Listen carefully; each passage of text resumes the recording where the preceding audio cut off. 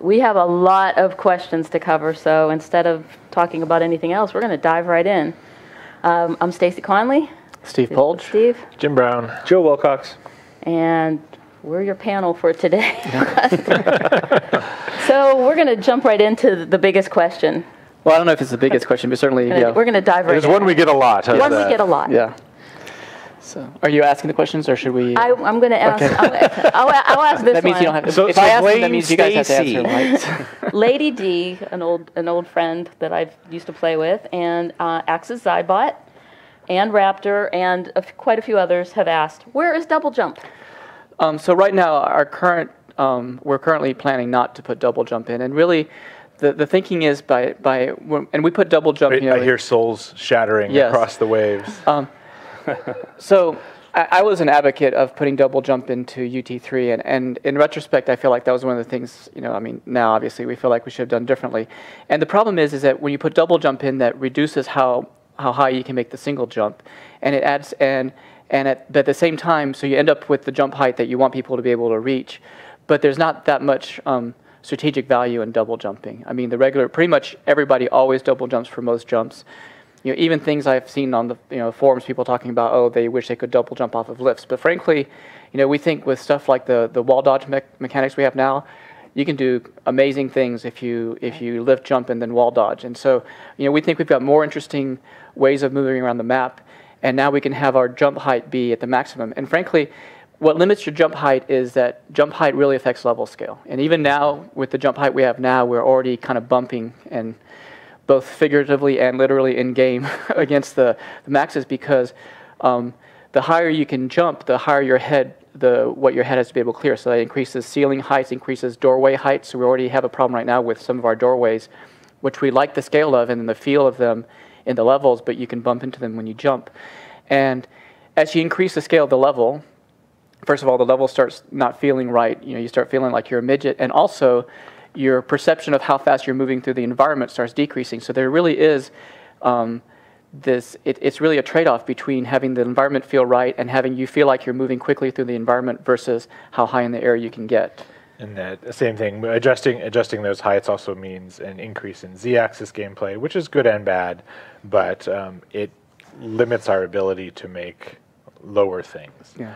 The original UT had some really, really nice, tight corridors that I personally enjoy the way that kind of felt to kind of navigate in there, and felt like this, going through the underbelly of things, whereas UT 2004 was very much more wide open spaces all the time, because you couldn't really do tight corridors at all, because you just felt so cramped and so limited and so unable to escape with your normal methods. Mm-hmm. Yeah. And the other thing that we've seen is that like Steve was saying, if you're going to jump, you might as well double jump. So all of the heights and levels were built to be double jump height, and new players, if they didn't know to double jump, just didn't jump. And we already see people that aren't dodging and aren't double jumping and doing all these things. So the more of that we can limit, we can still make the game really cool and fun and deep, but not super complicated that people stop playing before they get to that point where they're actually enjoying themselves. Okay. So Raxi asks about... I agree with all that. Go ahead. I was never a fan of double Just jumping. go like this. It's Joe approved. Well, we all have our favorites, and we also have people who like, all three, for different reasons. If UT 2004 was great for being in maps like Torlin and just flying across the map with a few moves, but if you wanted to do that close quarters fighting, there's nothing that beats UT. So Well, I think it comes down to the two play styles of wanting to fly through the air and wanting to be very acrobatic, and wanting to be much more grounded and have combat take place in a place where it's about the weapon mechanics and the skill of the player, and movement is a part of that, but it's not all of that. Versus it's more about movement and it's more favored towards movement. And I think that's by removing the double jump, it helps us bring us back down to the ground, which is where I personally like to play. So yeah, me too. And because I think that it's not only does it affect level scale, like you said, it affects weapons too, because the more people are flying, the more they're floating, the more you have to rely on hit scan, which requires a lot more accuracy and on and on. There's a big cascade of effects there. And to me, UT is not a parkour game. It's not a game where you should be jumping and climbing. It's a game, it's more like mind chess, right? Like you see somebody going down a corridor, you know the map well enough to know, okay, there's two options of where they're going to come out, and I need to time that shot correctly to hit them. Whereas if they're double jumping and flying all over, then maybe they're going to some other way that you didn't predict or whatever. And I don't know, it gets super crazy. And that's not to say that the parkour flying style is not any less valid. I mean, we have people here who really like that style of gameplay. Yep. And I actually really like that style. And frankly, although I do like having, if we can get that kind of, to me, what I'm hoping to get to with our movement is that we can have maps that are scaled and allow closer combat, but it also works well, and it works well at different scales. People have options. But also that has a really wide range, where you feel like there's a lot of mastery possible as you learn to use the movement better and as you learn the maps better. And I think that's one of the things I'm really excited with the wall dodge mechanics we played with and how we advanced those with multi-wall dodges and the way you can do some boosting of your dodge Z, is that there's really cool advanced mechanics that you can keep uncovering and getting better at with that system that fits in the levels better and also works better in tighter spaces, but really can still give you a sense of unlocking real mastery of how to move around the level. And we're still playing around with various things like slope dodge, but I think in the long run, we want to get to something where there's a really long and deep curve of becoming more skillful at the game and mastering different elements of the game. And of course movement is just one part of it. There's mastering, understanding how to use the weapons, mastering, understanding different levels and how to control them, mastering team-based games and the skills involved in coordinating those and so forth. And so we just want to make sure that all those pieces are balanced together and are rewarding for all the different kinds of gameplay spaces we want to make. And, I don't think that, I say that I want more grounded play, but I don't think that rules out any type of really cool tricks. I mean, if you look at, Hypnotic's video that we were watching earlier? Hypno's video that we were watching earlier. He does some really nice moves that I think still feel grounded. Yeah. Like the one that we were talking about where he makes that double dodge up to there. As much as that, I look at that and go, ooh, we're getting to that, maybe we're giving too much Z. It's still, he's not flying across the map. Right. He's ending up on a platform where you can still get him with splash damage, or you can still get him with, a flak shell that's going to rebound off the wall. And that's what I like. I'm good with small trick moves. I just don't want to see this, crouching tiger, hidden dragon fighting through the trees that you often saw in UT2K4. Unless, of course, we're playing low-graph Insigit, and then all bets are off. Yeah. So Steve was just talking about slope dodging, and Raxi wants to know, are we going to do anything to make it so it doesn't seem so random? Like sometimes it works, sometimes it doesn't. They've been playing around with it too, and sometimes it seems really super powerful, and other times it just doesn't seem to work at all. Yeah, that's something that we're still trying to fix. And I actually just checked in another fix to some of the slope dodge problems. Looking at the original question, he talks about the changing from a capsule. So we're not going to change from a capsule, but we recognize that there's some issues still with capsule-based movement. Mm-hmm. Frankly, right now, there's some advantages to where we are compared to the old UT. So with the Unreal tournaments before now, the player was a cylinder, so with a flat bottom and top, with respect to how he moved with other players and projectiles, how he collided with those, but he was an axis line bounding box with a level, which meant that you had these weird situations where you could fit through spaces or not fit through them depending on the orientation of the opening relative to the world X and Y. So that was pretty crappy. So I think that what we have now is a better system, is going to be better, but we still have to tweak and figure out the issues with some of these capsules, and we're getting through those right now.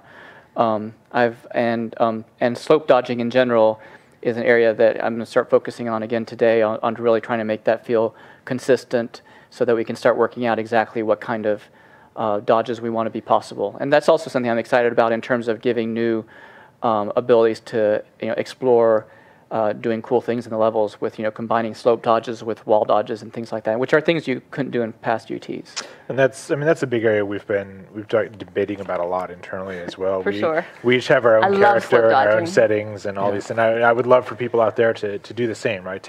take the base UT character that's there, the Steve UT character, whatever, and modify it and show us what you think is good. But when you I personally have been having a lot of discussions with people about slope dodging in the forums, and my personal view is just that I want to bring consistency to it. The way it's implemented now obviously isn't done, but it's a little arbitrary and haphazard, where low things boost you higher than high things, and steeper angles boost you more than lower, and it's really weird. And so as long as we can get that consistency and communicate, this is an area where you are supposed to slope dodge to the players, I think that's great. It's a fantastic move to use in maps. And when you're making changes to it, post why you're making the change, not just, oh, this feels better to me. Why does it feel better? We want to know, okay, so maybe you think that you should be able to get up a 75-degree incline that's 3 times the size of the player. Explain it. Explain the reasoning behind it in a video or in the posts. Yeah, they give that to me we can read it. I mean, I remember, I don't know if there's a question in here, but somebody had said, do we ever actually look at other people's characters that they create? And the answer is yes. Yeah. We look at them all the time. And we can look at the numbers and we can try and figure out what you were trying to do on it, but you're always better off saying, hey, I upped or I lowered gravity because it felt like I was too floaty, or just to give you an example, right? So explain what you're trying to do there, not just do it. Yeah, we can do a diff against them and see where you change the numbers, but that doesn't tell us why you changed the numbers. Or even more specifically, not just because it felt too floaty, but because look at this, this opening. I can jump across it with this gravity, but I can't jump across it here, and it feels like I should be able to or shouldn't be able to.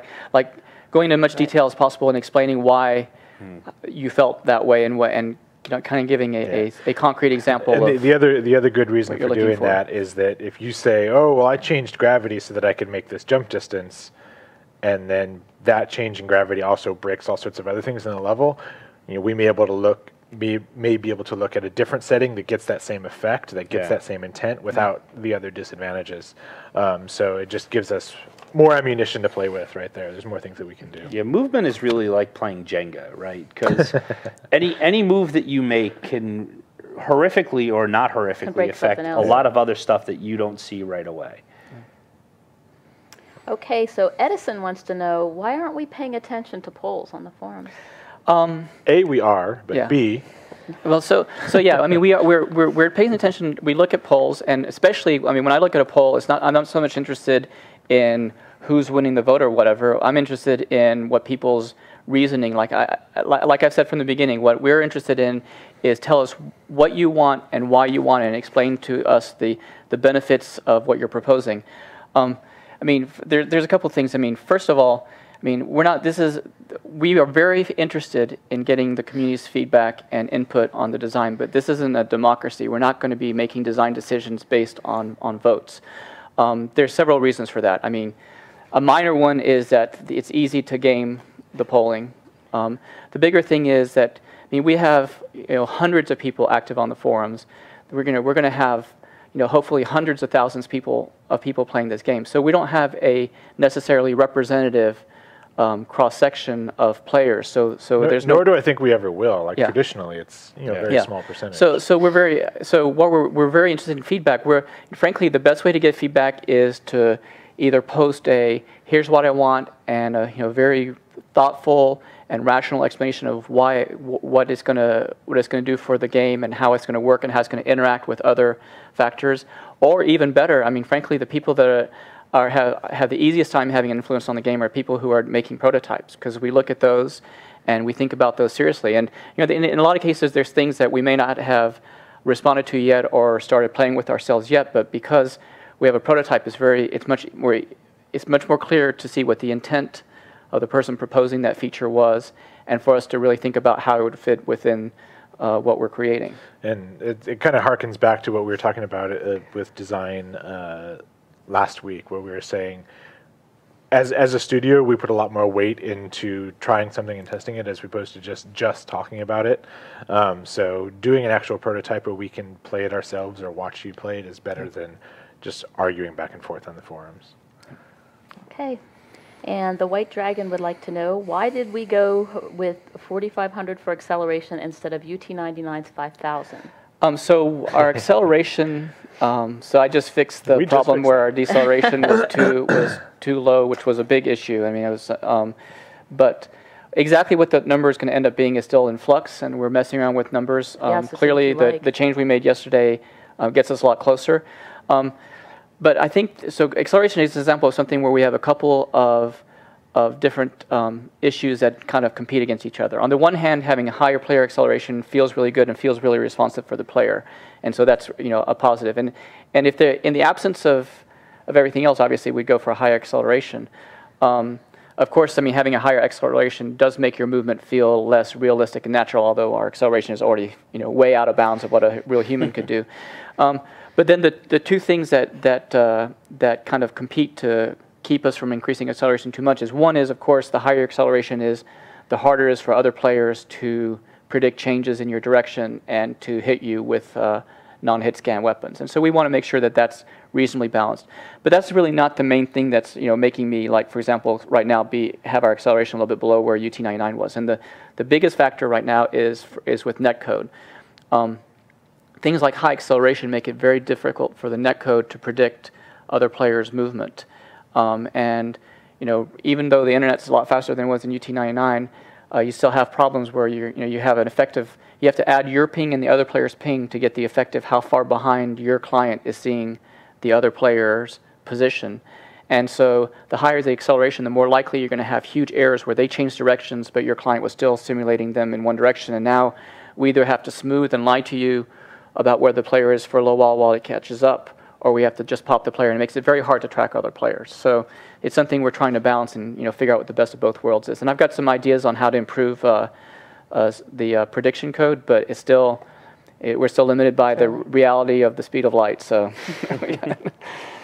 I also wanted to point out this is a really good example of the ways that the community got involved and helped us, because this was something that they brought to my attention. They went out and made videos. I think White Dragon was one of the people who made one of the videos, and really kind of helped us see, how does strafing feel back and forth, and looking at acceleration, deceleration. Third-person videos were great. Where they really broke it down. So kudos a lot of to you the guys. changes that we've made so far have been based on people's videos. Which is actually one of the questions. Yeah. I mean, the thing is, at this point, it's not like I had noticed. I mean, I felt like strafing wasn't quite right, but at this point, we're still implementing and wrestling with kind of mechanics at sort of the base level of let's implement slope dodging and then iterate on that. And so a lot of these refinements you guys are going to be able, and there's a lot more of the people out in the community looking at this stuff than us. So you guys have a real opportunity to point out little things that we can tweak to make things feel better, and you guys are likely to notice it before we do, just because we're focused on implementing features as opposed to tweaking stuff for the most part. Okay, Ramsey says in a gameplay video he's seen multiple wall dodges, 2 consecutive dodges to be exact. Do we plan on keeping multiple wall dodging? That is our plan right now. I haven't seen any reasons that it would break the game. It feels like in a few cases it adds some cool possibilities. It's not limited right now. You can wall dodge as much as you want, but since you're going to tend to lose some height with successive wall dodges, you'd have to have like a descending slope or something like that. Should we show the video? Yeah, I think it's a good time to look at Hypno's video. Thank you, Hypno. I think he's in the stream. We appreciate it. Fine. There's one real spot in here that I really like, and I mean, just he's going to this really nice tight corridor, and he's just bouncing back and forth. And I think that's going to be really fun to try and counter if somebody's coming down a corridor like that with you. Yeah. If you're coming in there with a sniper rifle or even a GU or rockets, you're going to have to want to switch to something that can take them out a little better, maybe shock. That was an example of with a wall dodge. That's one of the moves I like. So we have both types of players too. We have people who just like to jump, but we have a lot of people who are really great at wall dodging. I'm certainly not as good as this guy. Well, I've played with him in the past, so I've seen him firsthand, and but I think very few people are, and that's kind of a cool thing, is that we have this level of player looking at the game already and helping them figure stuff out. I think that's super valuable. Here's one of the multi-wall dodge areas. He does the same thing reverse to get back up on that ledge. And he figures it out, which is really awesome. So anyway, just cool to look at and see. Thank you very much, Hypno. Somebody who can These are great. We love use your the videos. system better than we can. Yeah, please keep doing this kind of stuff. We definitely appreciate it. We definitely Mess look at too, it. and Darth, and all the guys that are sending the movement videos. We really appreciate those. All right. Okay, so let's see here. We have Tiger Claw. Oh, there were still some more questions. Oh, yes, you're right. I'm sorry. Sorry, Ramses. Will weapons have an impact on movement? For example, Link slowing players down if they get hit. So we're most likely. I mean, that's basically a side. Yeah, we're actually experimenting with how to improve that in the sense that we want to have some amount of lockdown. I mean, I think that's part of what balances the Link gun and makes that beam powerful. But at the same time, make it less. I mean, in some ways, it's kind of frustrating and just not. There's not a really good way to counter it. Get forward. Well, it locks you down so badly. There's no way to counter it. So that's something we're playing with. But I mean, obviously, there's weapons. I mean, like the rocket knocks people around. I mean, we're still going to have weapons that give you a significant amount of momentum, and then momentum is in, and we have tweaked values a little bit on various weapons. Yeah. But there is no lockdown on the Link. There is no lockdown on the. No, the Link does have lockdown right now. Oh, does it? Oh, does it? I don't think it does. Oh, Matt turned it off. Okay, but yeah, we'll probably have the Link will likely have some kind of impact on your movement. Yeah, it definitely. We're trying to make it have a better feel than what it had in past UTs. Oh, because when you converted over to C++, he added it. That's why. Yeah. Okay. Never mind. Will it be possible to move entirely silent? Like you could do that in Unreal Tournament. Our plan right now, again, is to have a crouching mode, and that will probably either be mostly silent or entirely silent. It's also a good way to get killed. And I know it's asked later on, but crouching will do the edge detection, right? That's probably. Yeah. It hasn't been implemented yet. I don't know how hard is it to do well in UE4, but that was always because it had some. What's that? Crouching up on the sniper. Yeah. Well, moreover, as a sniper, I would use it. I would either walk or crouch, and you use that when you're up on top of a platform to reposition yourself without falling. For sure. Okay, Tiger Claw asks, are there any plans to introduce different shapes for testing character collisions? Right now, the capsule is having, we kind of answered this before, it's possible that no workarounds will be 100% effective. Yeah, I mean, so I think we can fix most of the major issues. It's likely that there will be some slight differences going forward that will always be there with the capsule, but I don't think that those are negatives. We could do a box, but a box has its own set of drawbacks, and so I don't think that that's a good solution. Right now, cylinder shape is not supported by our physics system, so I mean, a cylinder shape, if it didn't, and also I believe that if we did implement a cylinder, it would have significant performance impact compared to a capsule. And that's one of the things that we're really focused on. We really want to have Unreal Tournament be really, optimized both in terms of server performance and in terms of client performance, so that it can really support a wide range of machines. Here's another question. We plan on testing this ourselves, but have Epic given any thought to either lowering the player model collision radius or scaling up the levels and movements to match the player size? Yeah, we really have not. If you're talking about the radius, we really haven't spent much time. We haven't tweaked it at all. Tweaking that, so that's something that we'll need to do. He said that during their playtest, it's been noticeable that their players are too big for the movement options, and that's something that we're always looking at too. Players are too big for the movement options. Well, that's a matter they're of easy to hit. That's a matter of how They're the just levels too good. themselves are designed. Like I saw somebody was doing some analysis of dodge distances and like how many dodges it would take to cross a typical room in UT versus how many it would in the current game, and the current game is very, very small and tight by those regards, and I think some of that is just the preference of the person, Dave, who built those maps. Right. I suspect also that these play tests that they've had were before we fixed the deceleration problem, because it was already noticeable yesterday when we play tested that it was a lot harder to hit people just because once we fixed their movement, their strafing. So. Yeah, I mean, obviously, we'll keep tweaking that. That's just one of the factors that we'll look at. And if you look at the maps, like the one that that Hypno was just running around in, that's obviously big and open. You can dodge to your heart's content there without hitting a wall or hitting your head. That's a really fun map too. Okay, Sir Briz would like to know, what are the ideals inside of Epic for how movement should feel, look and feel, and how have those changed during this process as opposed to the very first thoughts on the movement thread that Steve posted?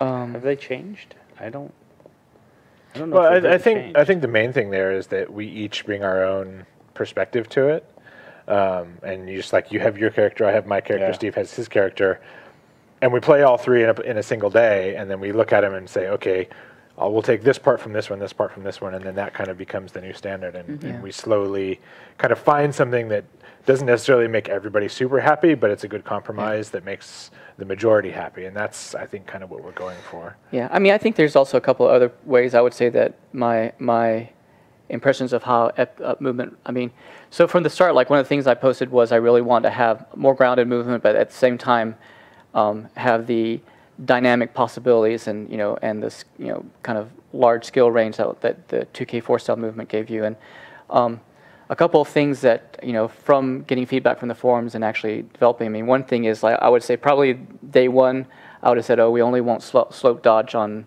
stuff that's specifically marked for slope dodging. But now I'm much more excited about that. Like that feels to me like that's something that feels to me like it fits with the wall dodge and the kind of movement we have much better than I would have expected day one. I think other examples are things that have been proposed on the forums, like the slide mechanic, just something we haven't experimented with yet, but I'm very interested in thinking about. I mean, our big questions right now with the slide mechanic are how does it really provide a really good tactical trade-off that people can make on whether to use it or not, and that's one of the things we need to figure out. But it feels like something that has a lot of promise. And obviously, since it's not something we came up with, so it's just something that I wasn't thinking about day one.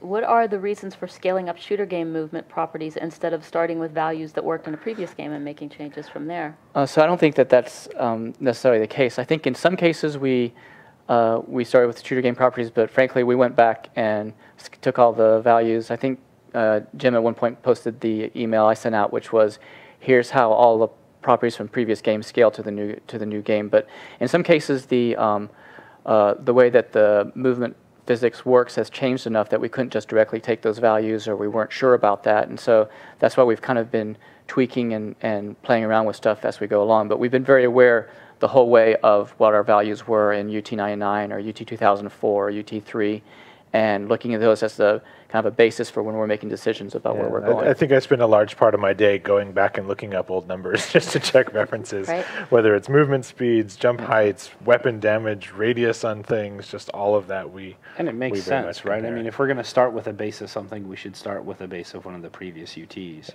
I mean, shooter game was just sort of created and it was a little bit arbitrary, so we wanted to get back to where UT was and start from there, so we were in familiar territory. So Jim said that levels and players, can you tell this guy was a journalist at one time? Jim said that levels and players are scaled for look and feel as opposed to combat right now. At what point will we start playing with the level scale and feel against the movement, and do we foresee locking in that movement mechanic? So when I said that, I think that was a little misinterpreted or misheard or whatever. It's kind of what Steve was talking about earlier, in that our levels are currently scaled to be so that players are readable in the environment and look and feel right, and but it's also so that combat looks and feels right. So, like we were talking about, in FO8, the kind of the main map that we use for testing right now, like all of the ceilings are exactly high enough so that you can jump without hitting your head, and corridors are wide enough that it feels comfortable to flow through and things like that, and that's kind of what I was talking about in terms of look and feel, but obviously that ties into the weapons and stuff. So. But there's still some trade-offs we have to make. I mean, I think one example I've seen, like I was just playing around with this in deck, but like right now the deck is scaled like we think it should be based on the size of our players versus like UT99, UT3 deck. But right now with our current jump height, you'll hit your head on some of the lower doorways as you go through. And so when we nail down what we want, we have to figure out how we fix that. There's a little bit of a scaling issue. And so, I'd rather not scale down our jumping to solve that, but we have to figure out, I mean... And some of that is intentional. Like, I mean, I went back and measured all those. You can only hit your head in places where you could hit your head before. So, so but are we comfortable with that? We don't know yet. That's still up for discussion. So. When do we hope to have the majority of mechanics nailed down so people can start trying to balance the rest of the content for it? 2 weeks? Never. 2 weeks. You knew I was going to throw that Fair. one out. So I think that there's two parts to that. I think that the set of mechanics that we're working with now, we're trying to move towards having nailed down or pretty close within the next, probably month, I would guess. After that, we'll still be playing with looking at some additional mechanics we can layer on top of it. I'm not sure, like Slide, I'm not sure whether that's within the next month or it'll fall outside of that. But we definitely need to get to the point, and I think that's about 1 month out, where we feel like we have a set of movement mechanics that we can build levels around, and that movement mechanics we add from then on will have to fit within the scale and layout of the levels we're building, as opposed to having a big impact on changing those things. Yeah. I feel like the core of it is there. And now it's just a matter of tweaking and finding values. And we're also missing a few pieces still. Like we're talking about Slide. There's no impact hammer in yet, and we want to make that a much impact jumping and rocket jumping. We want to make a much bigger part of how you play and make them more standard as opposed to these kind of fringe moves. So getting those things in and finishing all those different pieces of the puzzle is still a little bit out. And maybe another way of, because to describe it, I was actually hoping to already be at this point, but we're still probably a few days away. But what I've been trying to do recently is finish implementing all the different pieces of the movement mechanics that we need to refine, like slope dodging, like rocket jumping, and things like that. Get them all in, and start tuning them, but they're still more or less untuned in state. And then within Epic, we've with Jim character and Joe character and so forth, we're messing around with and kind of trying to figure out what are the values that we feel are good. And once we get that I see that as being the starting point for here's what we came up with. And it's not that we don't want you guys to be doing this right now, but at that point we'll really ask the community for in-depth feedback on what would you change from these numbers, what would you like to do differently. I mean, that's certainly, we see that as a big part of locking down our movement mechanics, is letting the community mess around with them some and play with them. And certainly, at some point we'll have a pre-alpha test, which will be a more public version. We'll have a version, I don't know if it'll be fully public or not, depending on how polished it is and how ready we are for everybody to play it, but we'll definitely want to invite a lot more people to give feedback, before we entirely lock down movement. But certainly before we do that, we want to be at the point where we feel like we have something that's a reasonable, estimate of what movement should be like, and so that we're getting people to give us feedback that's refining and tweaking the edges of it, as opposed to entirely revamping where we're going. So good question. What are some of the challenges we're facing in terms of communicating with the community on movement mechanics? And is there anything the community can do to alleviate those? So, right now, I guess my biggest challenge has been I just haven't had the time, I feel like, to communicate enough, and that's one of the things that I really want to prioritize next week with where we're going, just because I'm trying to spend time on getting stuff implemented so that we have stuff to talk to the community about. Frankly, the biggest thing with the community is, guys, we really want your feedback. We want you guys to build prototypes, and we want to know why you like and don't like stuff. But we are not interested in the religious wars between UT99 and UT2K4. And not at all. Frankly, that when you start bringing that up, and when I see arguments about what game was more popular or how many people played, that just makes me less interested in reading your feedback, because it feels like it's not based on a rational case of here's why this mechanic works, and here's how it makes the game better, and here's how it works with other mechanics that we want to see.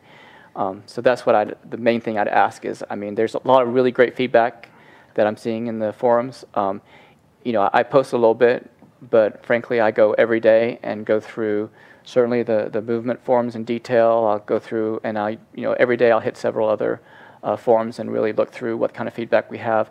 In some cases, I'm not responding to stuff just because we're just not ready. We haven't had time to really think about it yet. Right. I think there's some really interesting threads going on topics that we know we want to address, but we just haven't had time to really think about it. And I don't want to just shoot an off-the-cuff remark, because that's the other thing is, like, when somebody from Epic says something, it gets interpreted. Even if it's just off the cuff, here's what I was thinking at this moment. It gets taken as it turns into a huge issue if it's not something people like. So, I think another thing to think about when you're discussing things in the forums is focus on the intent of a change as opposed to the results of a change. Yes. So again, that helps us know not just that you don't like something, but why. Or what is it that you wanted, as opposed to just saying I don't like this and then starting this flame war about it. That helps us a lot, and that's just kind of not only communication, but design 101, right? You always want to think about what is the intent of the change that I'm making in the game, and bringing you guys more into our process in that way, I think will be not only educational for you guys, but educational for us as well, because we're used to working on very tight-knit teams where, even a large team is going to have a couple hundred people. Well, we've already got more than that in the forums. So it's kind of this rare opportunity for us. We need to discuss this together. It's a very rare opportunity for us to have this much input this early in the game, and it's been awesome so far. One of my favorite threads is that one, yours and mine prototype. I mean, we're really getting into the nitty-gritty about why we made those changes. And the nice thing about it is, as soon as we got into why we were making those changes, that's when we started getting the really good responses to, oh, well, here's why I think that's going to be wrong. It's not just oh, I don't like the floating. It's, oh, here's how it's going to affect gameplay in these specific situations. That's also a really good example of, we don't always agree, and that's great. That's a great one. We don't have to always agree. We don't want you to just sit there and say, oh, I like this because somebody else likes it. We want to know what you think, but we also don't really want you to sit there and fight with each other. It's also good to know that Joe is always wrong. Yeah. It's true. Matt's always right, though. Yes. And in regard to the religious threads, just keep in mind, we want to make a new game. Across this team, we all have our favorite games. We all like, and I'm sure if you asked every person on this team, you'd probably get pretty much a different answer to what they liked about it. So we get it. We get the whole, I'm going to hold on to my game. But as Stacy just said, we're making a new game, so we're trying to find a happy balance, and we're not going to get that balance by having, shouting matches. We're going to have that balance by having really good discussions, like the ones you and I have, or like the ones we had in the forums. That's how we're going to get there. Yep. And as for what you guys could really do to help us, I'm just going to say it, and I keep repeating it every time I'm on camera, but YouTube videos are the #1 way to help us figure out what you want. It's one thing to sit there, even with screenshots, and describe something. I saw a thread today in the movement threads where they were talking about they had a picture of some guy had a tiny little bump. And he's like, well, when I do this, you fly. And people are like, well, we don't understand what you're talking about. You need to show it. We need to see that too, just as much as they do. So videos are the best way to get through to us. Show off the move that you're trying to do and say, see, now if I could just make it over here, it would be better. That's by far the most helpful. Okay. So Barktooth, great name. I understand what he's talking about here, because I know that I've done this. And is the non-responsive strafing going to be fixed? So I think that's what was fixed, as of yesterday. So, I mean, again, this is a good time to try out where we are now and give us feedback with the new stuff. I mean, if you still feel like there's areas that are really broken, I'm sure, again, strafing those numbers are still going to be tweaked, but I think now we're within 10% as opposed to before, where we were probably 40 or 50% off of where we needed to be. So, and also very important when you're looking at stuff like that, look at first person and third person and compare. Because a lot of the way that feels is how when you see other people, and we don't have the full animation support that we want in yet. So look at it in first person and say, do you get that same non-responsive feeling? Because there's a definite difference when you're watching someone else do it versus you doing it yourself. And of course, keep in mind, when you're looking into first person, the smoother it is in first person, chances are the harder it's going to be to hit that person in third person. So, and we're working now on getting the Malcolm character in, which will give us a better animation set that'll fit better with UT. It'll use a UT3 animation set. And also, it'll give us a character that we can then work on refining the scaling of how big the mesh, how we scale the mesh, and how we scale the collision capsule to fit. But it is not where we're going with the art. Yes. Just to be clear. It is yes. Still working on that. Well, there's some aspects of it, like how the new material system works, but we're definitely not going to be. That is just a straight up, like everything else, it's a straight up port from UT3 in terms of the model itself. So the other question is movement the number one thing to get out of the way, or are we planning to implement some other things first? Well, I think movement has to be tested in conjunction, so that's why we're working on weapons and things like that at the same time. But movement, we want to get movement not to the point where it won't be done. We'll still be refining it and tweaking it based on feedback. But we want to get to the point where we feel like we can confidently build levels around the mechanics we have now, and that the changes we'll be making will be tweaks and refinements that won't break the kind of what we're building. Yeah, and we are making other changes under the hood that people haven't noticed yet because they're so focused on this, which is good because that's what we want you focused on. But there has been other stuff going on. You probably just haven't seen it or noticed it yet. So Funkface would like to know. I had to be careful with that one. How will we know when we're like ready to say, all right, this is going to be it, and this is the movement? How do we know that? Well, like I said, it's going to be more than one stage of that. That we're going to get, like I said, to the point where we feel like, okay, what we've got is good enough now that we really want the community to go back and give us a fresh look from where it is right now. And we're getting close to that point, and then we'll see what kind of feedback we get from the community. We'll probably have to do some tweaks to our levels and figure out if if the level scale and all those trade-offs work okay. And at that point, like I said, done will be it's done enough that we feel comfortable building levels. It's not we're not going to do any more tweaking. Things like sliding, I guess we'll probably play around with it some before we feel like we're locked down, but that might be something that we decide that we can continue to play around with and consider because it's not going to fundamentally change how we build levels. And we'll continue to, and it could, right? I mean, that's... If you slide under things. Yeah. Well, it could change how the flow through the level works, but not necessarily the height of the ceiling, the scale of the level. So, because I think we'll continue. I mean, again, Unreal Tournament's going to be a living project, and even the movement system we end up with this year, we may make some significant changes to it in a year or 2 years based on... And we know that you're going to change it too. I mean, based on what feedback we get ongoing from the community, and especially once we start having a larger community playing it. And when we're talking about thousands of people playing, then that's we'll really get a good feel for what people are looking for. I think also, as we start doing different kinds of game types, things like Onslaught or Assault, we may have certain kinds of movement that we want to support for those. And then the question is, do we support those as in something that's layered on that is also available in Deathmatch but doesn't really break or impact Deathmatch flow that much, or does it in some way add to it or whatever? So those are a lot of things to think about, but certainly the plan is that the project is a living project, and there will never be a day where it's done.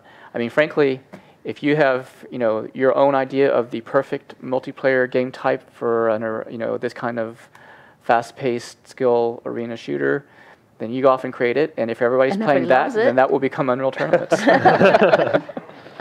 But to answer your question, you'll know when we make the next step, right? When we decide that we think we have what we think is a good starting point, there'll be forum posts about it. We will create a whole new movement thread, and we will have a stream saying, yes, okay, we think we're at that point.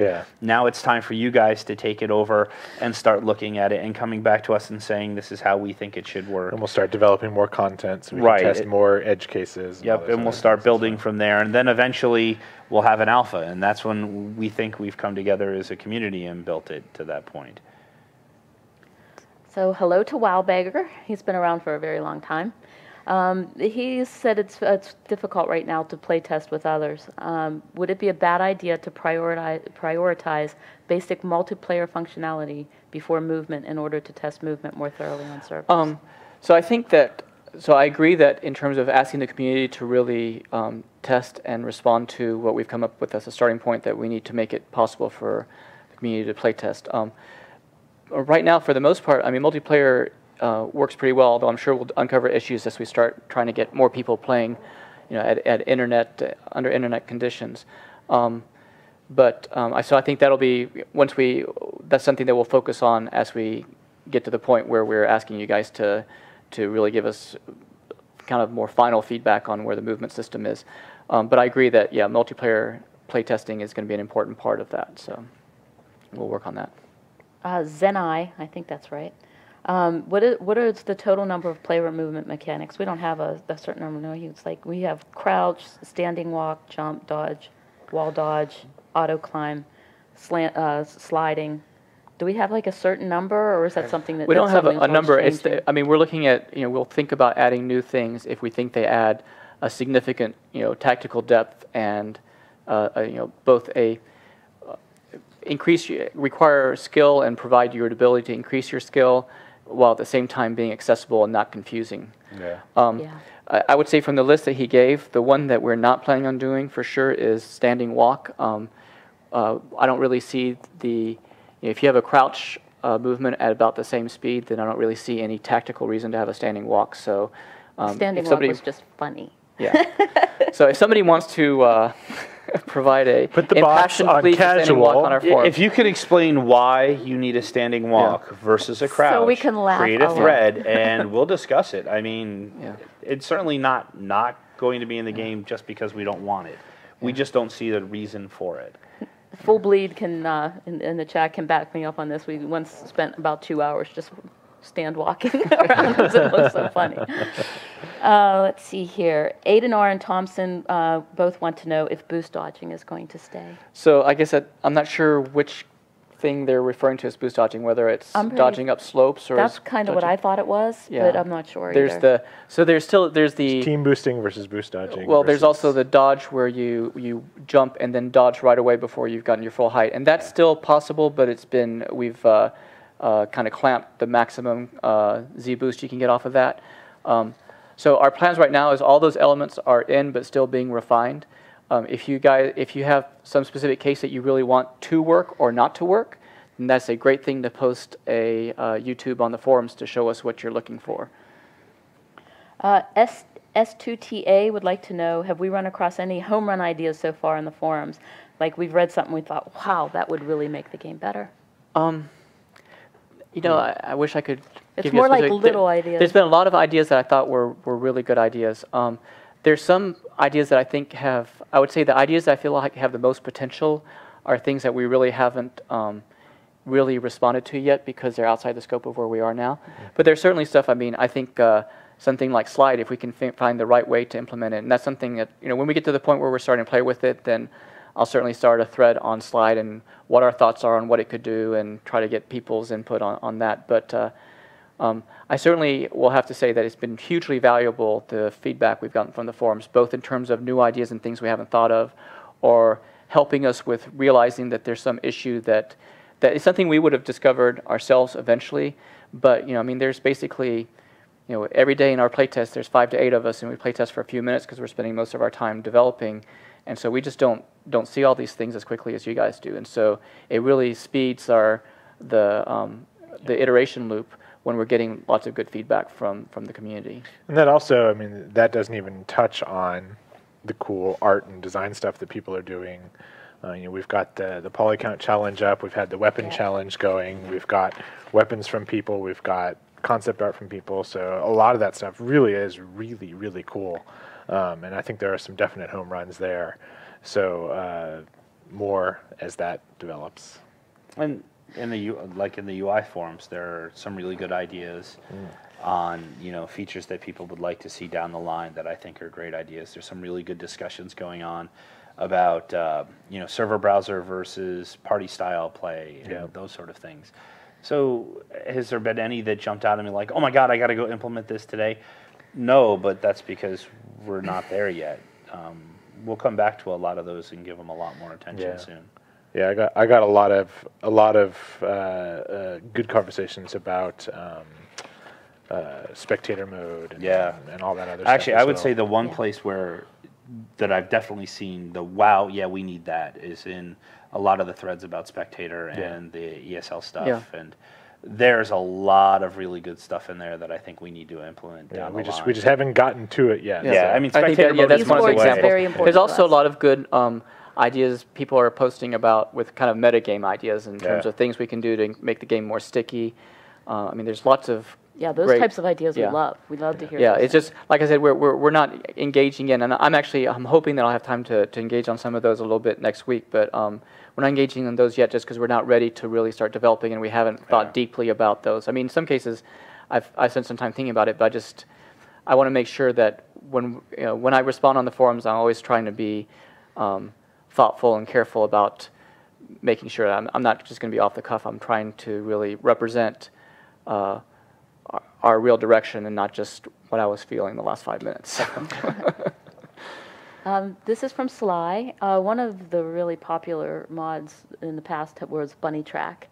And especially like people who really wanted to learn the movement, you play on a Bunny Track map and you could, it was like an obstacle course. And so he wanted to know if any of us are thinking about Bunny Track when we're doing this, or are we just thinking more like DM movement instead of Bunny Track movement? I think we're focusing on DM movement. I see Bunny Track as something that the community is going to build. In terms of movement, if Bunny Track is trying to teach you how to do the movement that's good for DM, then good DM movement will just work for that. If you want to go beyond that, then I mean, one of the things that we're trying to be really good about doing, and it's obvious because it's so easy for everybody to go out and mess around with tweaking the movement and changing the movement, is that every feature that we're adding, we're making very easy for people to edit, and then we're also making sure to add all the even features that may not make it into the core movement system, things like multi-jump or dodge jumping and things like that, are also implemented in our movement system so that somebody can easily enable them just by changing a property of the character.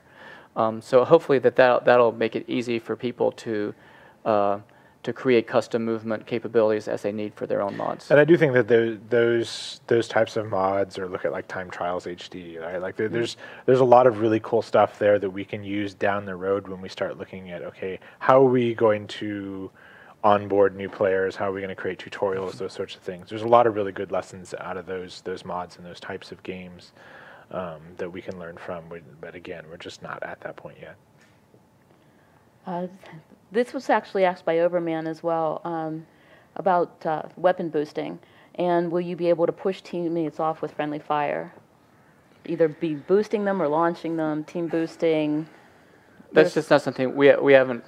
I've heard lots of reasonable arguments for and against. Redeemer boosting, baby. We have not. We haven't come to any kind of conclusion on that. I will say that we just finally got TDM up and running this week and started testing it, and there's already been a lot of cases where I've been pushed around by teammates. Yeah. So it's in some way, but we haven't got around to polishing it. Yeah. That's probably a good discussion that we are going to have soon.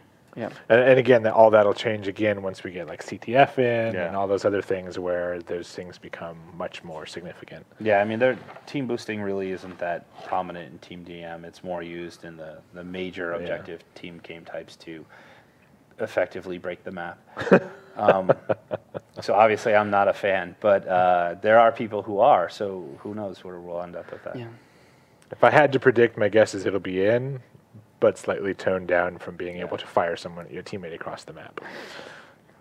Overman would also like to know if we plan on balancing low grav as well as regular gravity.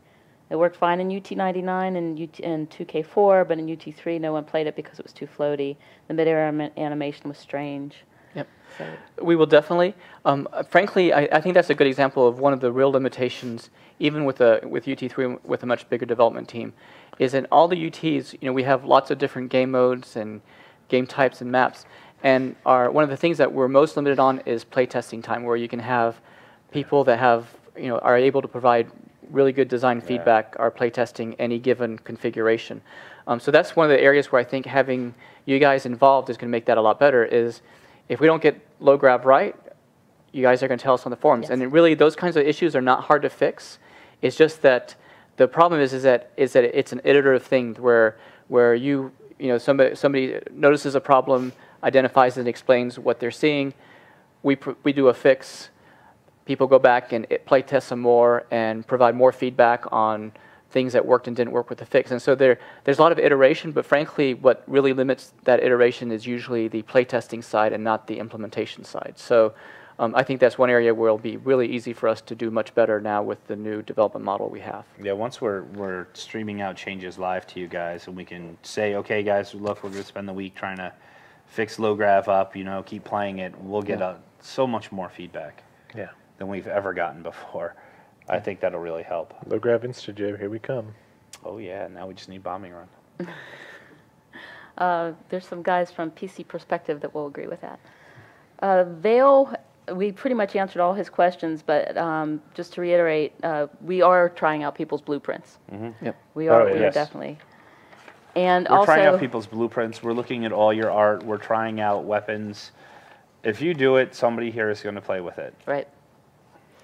And also, he mentioned about some of the tags that were on the post that I made for the questions today, and somebody said something nasty about dodge jump.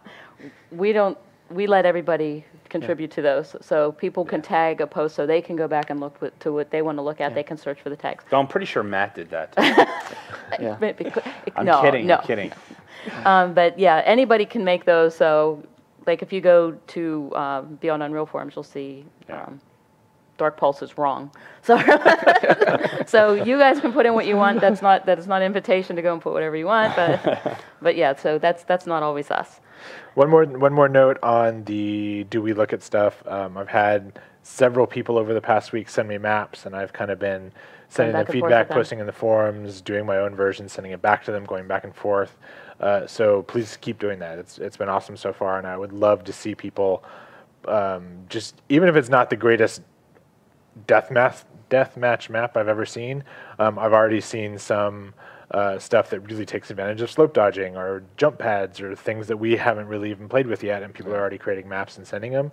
So that stuff is great, and just getting that experience of building and getting some insight into our process will be even more valuable down the road once we start doing more of that sort of thing. I like the UDK asked the same question I asked. What happened to mantling? So actually, mantling was broken for a while. It was broken, and the fact that it was broken was being hidden by the fact that the bug we had with the capsule bottom and slope dodging was actually making something similar to mantling work in a lot of cases where mantling would have worked. And so when I fixed the capsule dodging bug, it exposed that mantling was broken. I checked into fix for mantling last night, so it should be working again. So if you guys see any issues with how it works now in terms of not working where you'd expect it to work, then that's a great thing to post on the forums. And GeoDave, he is one of our Unreal Engine users as well. He wants to know if selectable teams and factions or any news of when they're going to be added, or should we keep just using the default players? Well, we only have one. Well, right now we have a placeholder player model from Shooter Game, and we're going to have one other player model. I mean, it's over time, yes, certainly, but I mean, frankly, that depends a lot on getting content and the corrupt. Yeah. So, I mean, obviously, you know, we'd love to see lots of cool characters being built by the community. Probably as we get, I mean, I think for a while, unless we've got some animators out there that want to create some new animation sets for us, we'll probably be using the UT3 animations. Yeah. So that's a good thing to build your characters to fit with. But really, that's, you know, we want to have lots of different playable characters and lots of different and factions that you know, and the ability for people to assort their teams into factions and whatever. But that depends on the community building the content for it. And he'd also like to know about modding. Are there any? He knows it's early, but are there any thoughts about how they can get started? What the format's going to be? Is it just going to be on top of the UT build?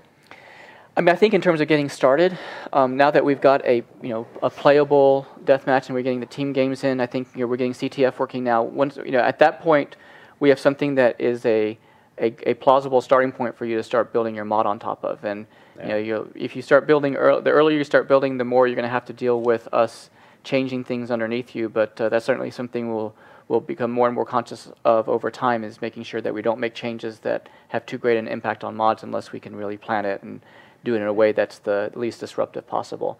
But frankly, I think now the game's in a good enough shape that it's a great time to start building. And it's really helpful to us because, I mean, if somebody out there is trying to mod our work, we can see where we're not exposing something that we should be exposing it. I know that I work very closely with Nick a lot on a lot of my code to make sure that it's blueprintable, because my first pass is almost never blueprintable. And so having a community out there going through our stuff and going, oh yeah, I'd really like to be able to do this with team infos or something along those lines, this is a good time to start getting that in. Yep. So we said that if we had some extra time, we've spent an hour talking about this already. Oh, wow. But we said we would ask some questions. So are you guys prepared to sit around for a few questions? Just do a few, yeah. I'm going to take this first one. Mars Caleb wants to know where his forum posts went to. We are now at... Stacy destroyed it. I posted a link to the Oh, he did. Okay, yeah, he was going to the old forum. So all the posts on UnrealEngine.com are gone. We're all now over at forums.unrealtournament.com. Our very own forums. We have our very own forums. We have our very own blog at UnrealTournament.com. You guys overran the engine forums, and they said, "Those hordes, get them away from us." Get them away. They're making so much noise. They kept talking about slope dodging and. Yeah. Okay, so did you see netcode question? Will you implement UPnP to make hosting easier for home users? That's unknown. I mean, frankly, our first focus is going to be on making dedicated server networking work really well. But certainly, it's not that we don't want people to be able to host their own servers, but I mean, we're a long ways from that point. So maybe. Yeah. But hey, you guys have the code. Yeah. You're welcome to do it, right? That's one thing. Is like it's not a will you implement something? Is you is all of us, and we would love to see people doing more of that kind of stuff. Yeah, if there's somebody out there who's a network programmer, maybe working for an ISP somewhere, and really everything about NAT translation and doing all that sort of stuff, feel free to just start tinkering and coming up with a really good solution for getting through a NAT. I mean, that would be beneficial to everybody. So, yeah, there are a lot of things that we want to do, but we might not get to for 6 months or a year. Mm-hmm. And if you feel like stepping up and getting into that, that's great. Get a hold of us. We'll try and help you any way we can. But so the answer to your question, what was his name? Stace? Sure, you would ask that. To answer your question is, I would like to eventually look at that down the line for our networking code, so it's really easy. That's Dre. All right, I'd like to look at that down the line, but it's going to be a long ways down the line. There's a whole lot to do between here and there. Yep. And are we going to have more of the day-night cycle stuff, weather, snow, rain, sleet, hail? That all depends. I mean, I like to cover the full spectrum where there is the completely static, never-changing, perfect deathmatch map, and then there's the crazy gimmick map that does everything horrible. And they're both really popular. Yeah, and Ryan they Rust both have their all groups, kinds right? Of cool stuff on the engine side. So, I mean, you always have to keep in mind, like, do changing lights affect gameplay? Yes. Is it cool? Yes. Where's the balance there, right? So we try and include a little bit of both, and that's part of the beauty of UT is that you can do all of that stuff, and it all fits and it all works. And I think going back again, I mean, you can build that. I mean, as Stacy said, we've got artists on our engine team that are making demos that show how to make cool those kinds of effects using UE4, and if you can do it using UE4, you can do it in Unreal Tournament. So, so you guys should make those maps. Yes. Yep. And that was from Shafo. And oh boy. So what about a campaign? No. That's one of the So that's one of the examples of metagame that I want to think about. I mean, frankly, before we can do a campaign, we have to get bots. I expect that a campaign system is something that's very likely. We just do not have the people internally to develop that. But I would love to see, and we would love to support having the community build that. I would love to have a campaign system where people can build ladders. I mean, down the line, I would love to see. The ladders. I would love to see a campaign ladder that fed into multiplayer, where you start off playing just against bots. Maybe you recruit a team, and then you start playing with your team of bots against another player that has a team of bots, and then eventually you graduate into full multiplayer ladders. I mean, I think that there's a lot of potential for that, but that's really the kind of area where we'd love to see the community exploring. Yeah, I don't want to speak for the whole team, but I think the general thought process is we'd rather see a story-based ladder as opposed to like the full cinematic single-player adventure side of I was going to say, we don't want to see a story at all. I want to see... Well, I mean, you can put some minor story elements I don't want to see... Sorry, let me rephrase it. I don't want to see a story But I think the focus so far has been on the wrapper is a tournament ladder, not a... Well, the tournament ladder was really fun, right? That's just kind of our personal... what we think would work best in Unreal Tournament. I mean, frankly, if you have a story-based campaign you want to make, then we would love for you to make it. Like, there's, I would love we're not. I would actually love to see somebody recreate Unreal 1 using UT in UE4. Lord Pork's go for it. So we go backwards. I will help you if you get there. I would love to see that too. What I'm trying to say is one of my favorite parts of the older games was the one where you had to manage your team and you had to deal with injuries. That's I would love to see us expand on that versus come up with a story-based static campaign. I liked that kind of was meta micromanagement style. And actually, El Muerte did that for 2K4. That was El Muerte. I have to ask this question because it's really, really hilarious. Zios asks if we can give them a little bit of a hand setting up their server because they're going to QuakeCon tomorrow and they would like to host their UT4 server. I guess we can tell you. I mean, the only thing is, one of the things that we're worried about is we while we want you guys playing it, we're afraid we're afraid it's just not polished enough to be representative to people of what this game is going to be like. But if you guys want to show it, I mean, I think we'll. You basically just. Well, there's a good thread in the Joe's forum. server launcher. Yeah, actually, there's a thread in the forums that talks about how to get a server up and running. Yeah. And I've done it from home and it's really not that hard. The hardest part really is pulling everything down from Git. Once you get that, and there are again really good instructions in the forums and how to do that, then you just run server launcher and pick what you want and go. And then there's no easy connection system right now. You got to know how to find an IP address. You have to know how to connect using an IP address. So we're really early on in that stage, but that's where we're at. Yeah. Okay, so what are we going to work on once the movement's solid? All the things. All of the things. Once the movement's solid, next in terms of priority? I mean, we want to get to the point where we have a full, well, not fully featured, but a full enough gameplay demo that includes server browsing, basic menus to allow people to tweak their settings and set up games. That includes CTF and Team Deathmatch. That has reasonably polished implementations of all the weapons. We already have pretty much all the basic pickups in, but just something basically at that level, which is a easy for a game player, not just a developer, to experience the basic gameplay that we're developing with UT. We want to get to that point. I think once we get to that point, then we have a really good starting point and framework for people to really go crazy with building their own mods and levels.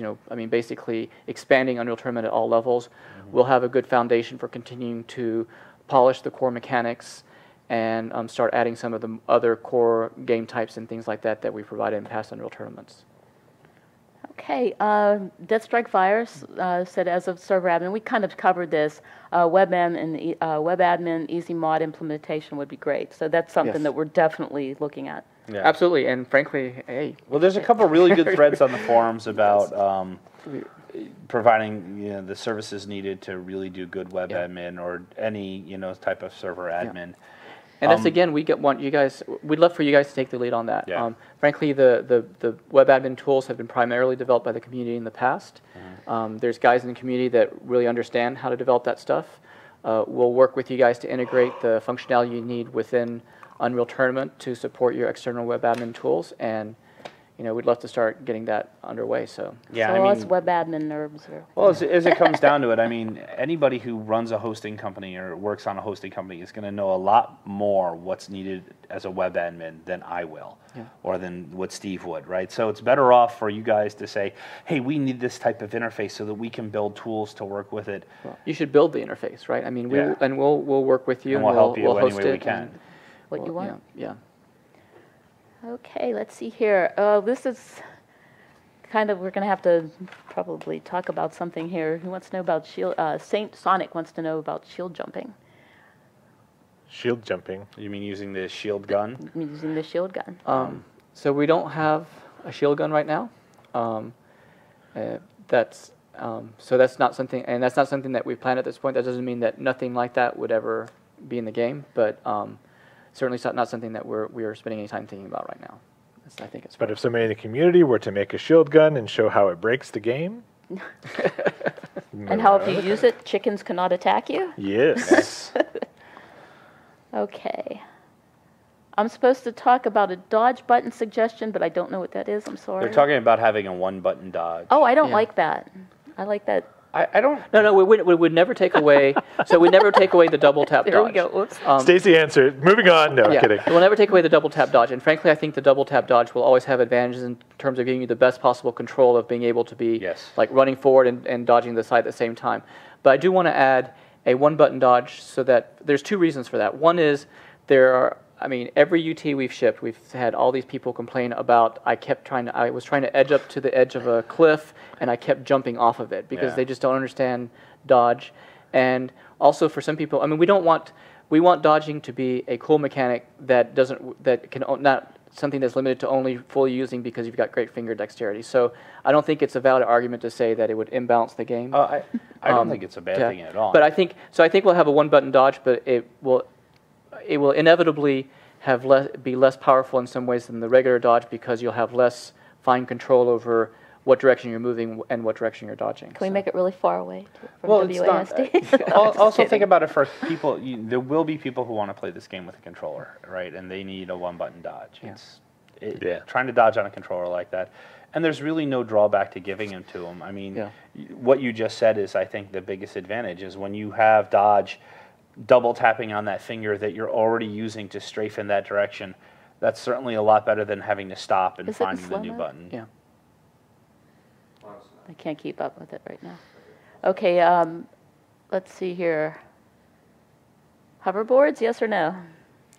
We haven't really started thinking about vehicle game types. Yeah, we're not doing vehicles yet. I thought hoverboard. I think there's some things I would change about hoverboards if we do them again. For example, I certainly wouldn't have people ragdoll off being hit by one bullet. Yeah. Well, maybe by a rocket or something, but I certainly would change the balance of that. But frankly, the biggest drawback to me for hoverboards were they were really hard to implement, both from an animation point of view, from the point of view of getting the physics right. So that's another area where, man, it'd be a lot easier to say we're doing a hoverboard if somebody in the community implemented a hoverboard. Because again, we're just knowing that was probably a man-year of programming time for UT3, and we have 3 programmers here, so we're unlikely to get a man-year of programming time to do. I also feel like we didn't quite use it to its fullest advantage in terms of like towing behind vehicles and all those other things. Like there were some really cool ideas that we could have done if we hadn't run into so many other technical hurdles. And I think before we do that, we'll want to open up again here's the problem we're trying to solve, which is how do you let people get across big wide open onslaught. Exactly. Look at the intent, quickly, not the. Yeah. And then what are the alternate ways we could solve that? I mean, the hoverboard is how we solved it for UT3. We think it's a fine solution, but let's think carefully about what the other ones are and what the trade-offs might be between them. Yeah. Mark Rain asks. Really? What? Hey, Mark. I'm pretty sure he's probably not the real I'm Mark. I'm guessing it's not the Mark, but if it is, hi. From his point of view. Wait, let's see what the question is, because then we should be able to tell. I don't know if I should ask this. You already started. Why mess with the game when UT99 is still so popular? Well, I mean, the thing is, we're not keeping anybody from playing UT99, so we're trying to make a game that's better than our previous games, and we're hoping that you guys work with us to get to that point. I think there'll be the next question will be someone else saying why change the game from UT 2004 when that's already. Well, I wore my somebody noticed this. I have to show. So I wore my UT 2004 necklace today. So because everybody says why you only wear your new UT? Why don't you have a UT 2004? I do. Okay, so let's see. Dre asks again, where do we stand on high quality sound and support sound? I think that's still TBD. We don't have an audio director on the project, so to speak, so I've just kind of been filling in and doing what I can. We've hit a few legal hurdles in terms of getting voiceover for announcer and character sounds. So we've just been, for the short term at least, using UT99 stuff, which obviously was done a long time 15 years ago, and so it isn't as super high quality and all that stuff, and we don't have the source for it.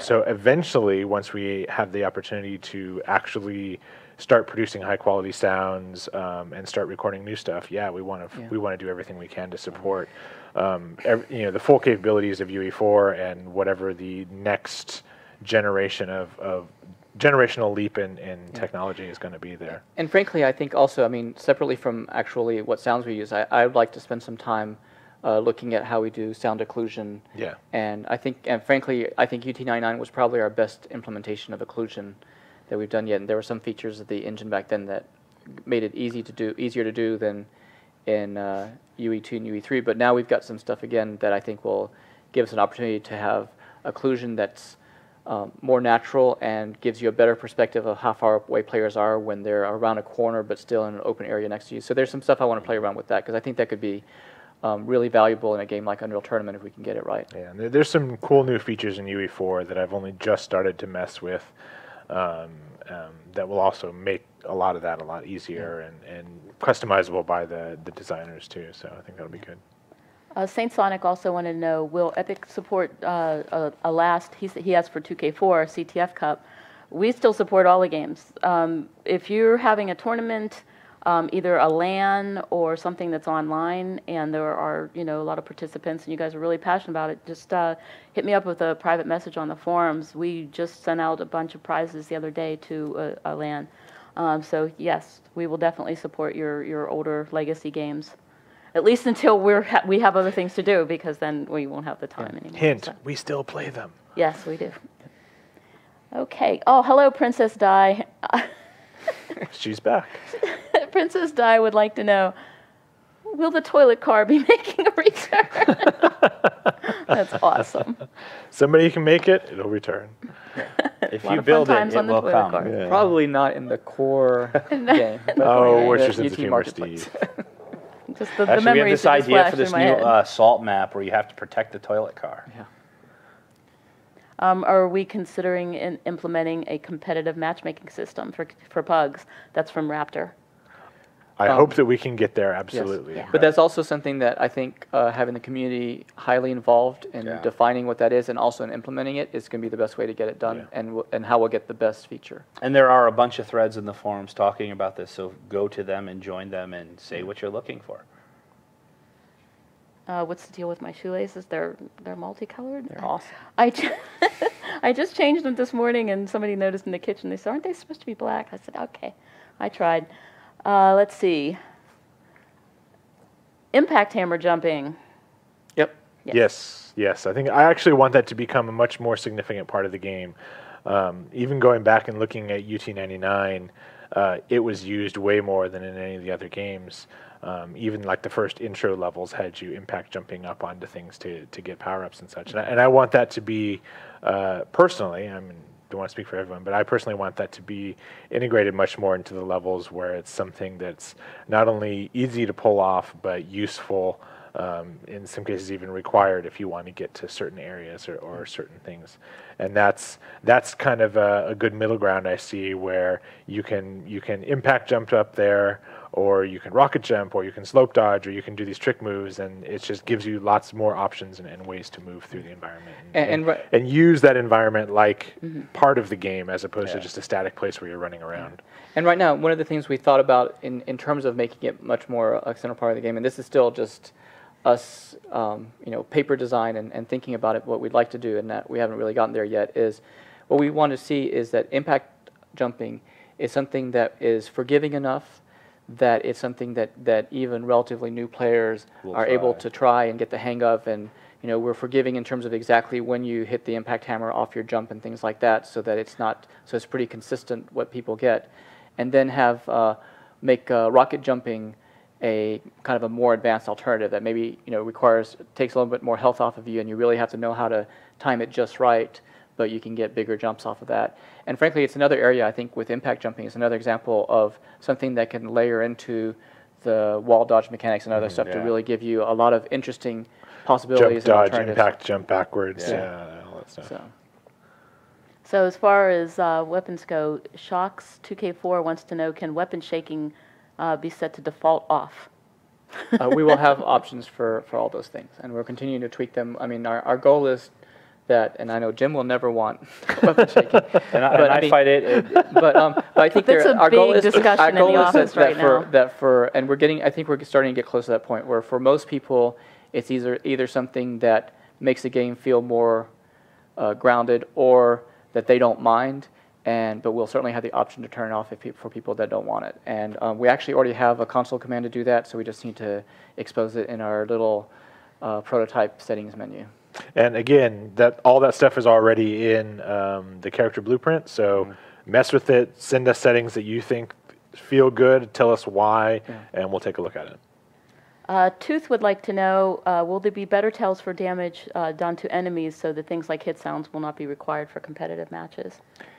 We are big discussion there too. We will try to improve. I mean, that's something we actually spent time on UT3, and I think frankly, our issues with UT3 in terms that we had with that were not because we had a lot of different things like flashing the player that got hit and big blood spurts and the crosshair and everything. We did a lot of things to make it obvious when someone get hit, but there was just so much noise in the environment that it made it harder. So I think, I mean, that's certainly something that we want to do a really good job of making it clear to you when you hit somebody in a way that's unobtrusive and natural and fits into the game without like being a glaring kind of external We don't want feature. to plonk. I mean, yeah. We've always tried to make it so that it fits within the fiction of the game, and I think that's if we can come up with ways to solve that. I don't think we're ever going to make everybody happy with it, but I mean, some of the things we did, like making sure that the person you're hitting scream is always audible and you can hear it at full volume. I mean, there's a lot of things we can do along those lines that don't require a harsh, take you out of the game sound, and that's where I would like to try and end up. Yep. No surprise that Razor is asking, is there going to be a Ripper? So right now, that's not something. So we're not working on a Ripper right now. I know that somebody in the community has made one, and it's certainly something we are open to the idea of a Ripper. We're right now a little bit skeptical about the balance and how it fits into with the other weapons, but we're not against it in any way. So that's something that, frankly, we'd love to see. Right now, we already have our hands full with trying to get the weapons, the base set of weapons implemented. So we'd love to see people in the community messing around with the Ripper, refining it, I would really and like trying to to see a balance it Ripper. against everything else. So. Well, hopefully somebody in the community and Stacy will take the Ripper And, prototype and convert it to C++.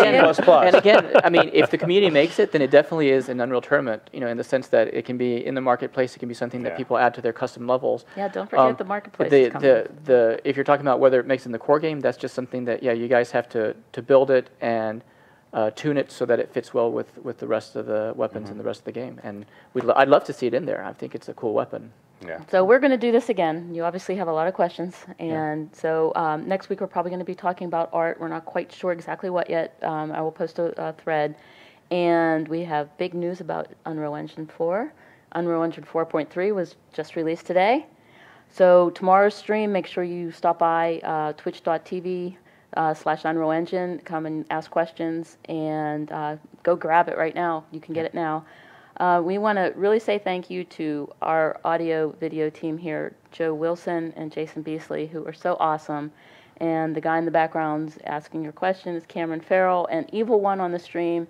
And thank you to all of you for stopping by, and come back next week. Yep. See you then. We'll see ya.